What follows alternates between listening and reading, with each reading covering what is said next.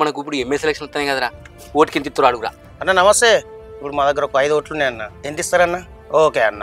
1000 రూపాయలు ఇస్తారట ఓటుకు. అరే ఇంకొక అభ్యర్థి ఉన్నారా, ఆయన అడుగుతావురా. అడుగు అన్న నమస్తే. ఓటుకు ఎంత ఇస్తారన్న? 2000 ఇస్తారటరా.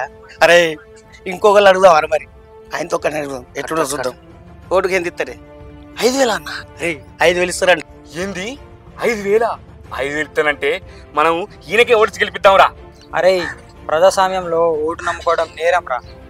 మనము ఓటు నమ్ముకుంటే ప్రజాస్వామ్యంగా మనకు వచ్చే హక్కులను కూడా మనం కోల్పోతాం రా.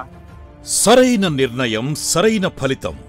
అందుకే ఈ ఎన్నికల్లో రాజకీయాలకు అతీతంగా వ్యాపారాభివృద్ధితో వచ్చే నాయకుణ్ణి కాకుండా నిస్వార్థ నాయకుడు, సేవే లక్ష్యంగా వస్తున్న డాక్టర్ బండారి రాజ్ కుమార్ గారిని గెలిపించుకుందాం.